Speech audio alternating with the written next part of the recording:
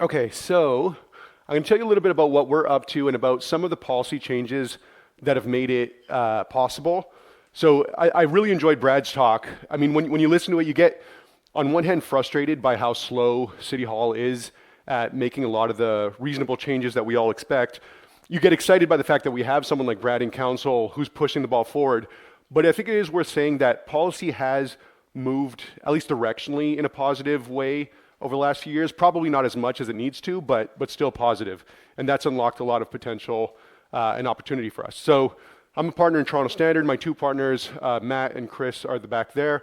And this is a business that we just started earlier this year, despite having worked on a number of projects before then. So we build and manage rental housing for long-term ownership in Toronto. As many of you know, the condo market is not cooperating these days. It's very hard to launch condo sales given where rates are, given that we have a federal ban on foreign buyers, we have provincial taxes on foreign buyers. So we're building rental both by economic necessity, but it's also, we think, a preferred model for us, as ultimately it's a bet on the city and on the long-term prospects for the city, which we very much believe in. So I'll walk you through a few of our projects. So this is 656 Annette. This is at Annette and Windermere in the west end of the city. We're building a 6-unit multiplex here, about 5,800,000 square feet of GFA. We're doing it with another partner, our friend Anandin at the Major Street Group. And I will say that we've had foremost help on both our land loan and our construction loan here, and it's been a great experience working with the team. This is where we thought we would take our model originally, this sort of 4-story walk-up apartment rental in the 4 to 8 unit range. Brad listed a lot of the reasons why this is actually very tough to make pencil. So one reason is actually we have 5 rental units here and 1 commercial unit. And as Brad mentioned, the move from 4 to 5 units on development charges. So for those of you who don't know, development charge is a tax charged per unit. You're currently exempted from paying development charges on 4 units in a building with 4 units. If you have a 5th unit, you're not charged just on the incremental unit, but rather on all of them. So we had to do a little bit of creative sequencing here, as Brad referenced, to get around that. But this one's going to be ready for occupancy in March, and we're pretty proud of it.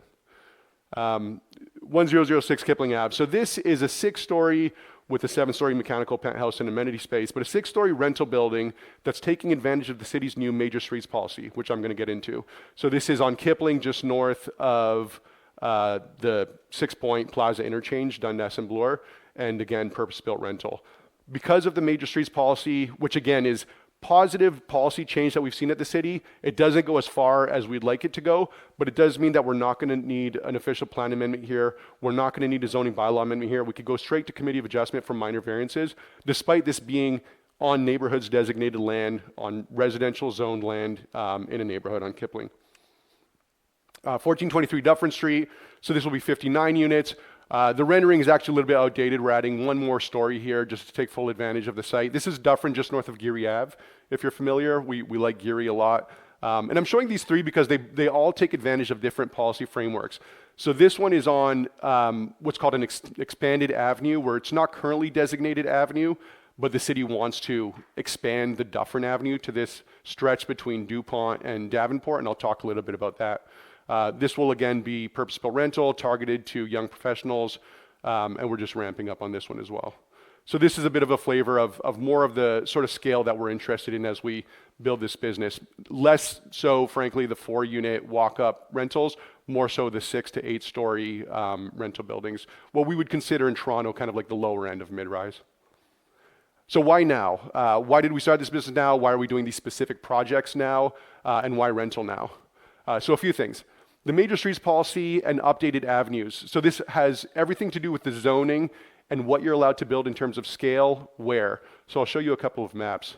The first map is the city's major streets map. So every one of these streets that is highlighted in a color, and the color corresponds to the width of the right-of-way, you are now, pending an appeal that's working its way through the Ontario Land Tribunal, allowed to build an apartment building up to 6 stories and up to 60 units. And one more note on Brad.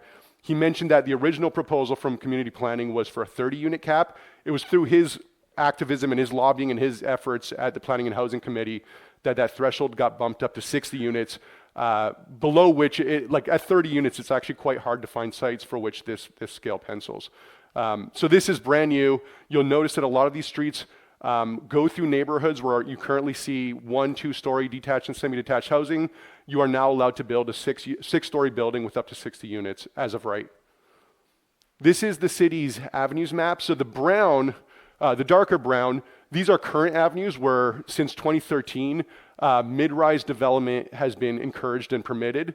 The light brown shows all the new and expanded avenues where the city is going to expand these permissions. So I mentioned that we have this site on Dufferin.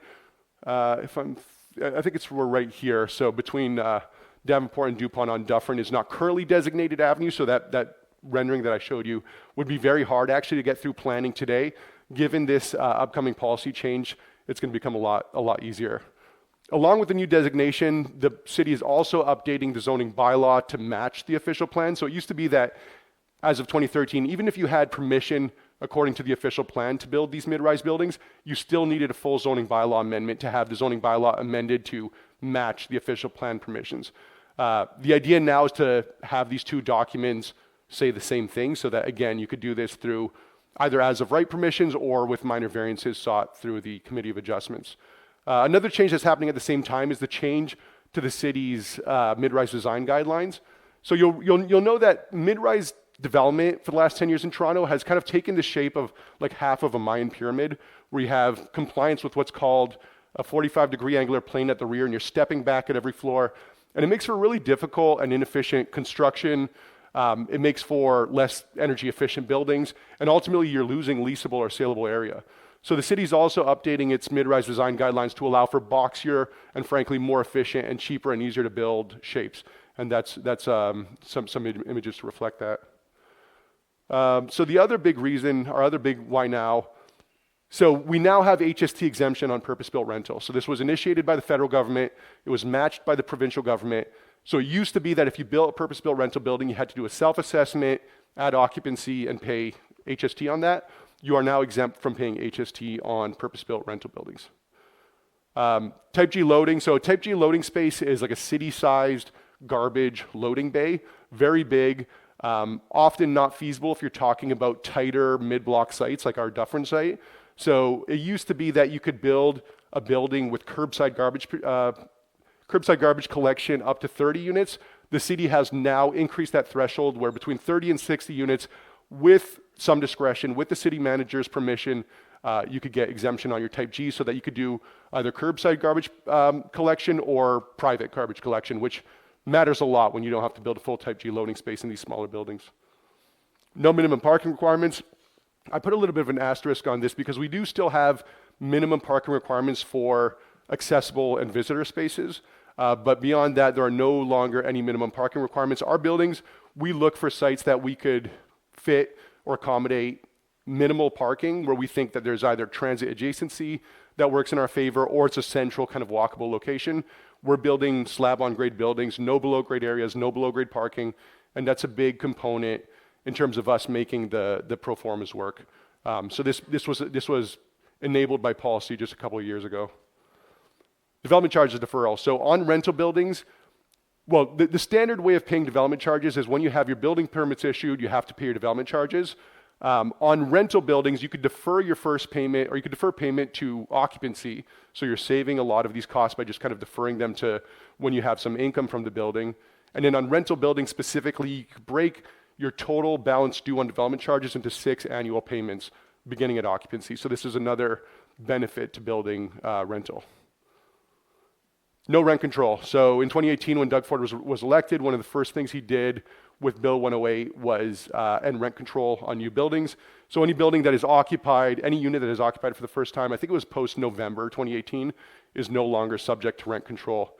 And we spend a lot of time in pro formas, and this is a big thing that enables rental development. The opportunity as we see it, despite recent backlash to mass immigration, and Ben talked a lot about this, population growth forecasts, especially for Toronto, primary markets with strong employment options, remains very strong. That's the demand side. Despite everything mentioned above, despite all these positive directional policy changes, rental housing supply development remains very constrained. And you can see just kind of on this comparison over time, how much less rental we're building than even in the 60s and 70s when our population was much smaller. So you have this natural imbalance between demand and supply. This leads to an affordability crisis, which I think we're all familiar with, but it also leads to an opportunity for us to provide more rental product into this market and try to get that blue bar in the 24 to 2025 range, let's say up a little bit more. So yeah, it's time to build. We're ramping up, excited about building, excited about the city, and happy to do it often with Foremost help. Thanks for having me.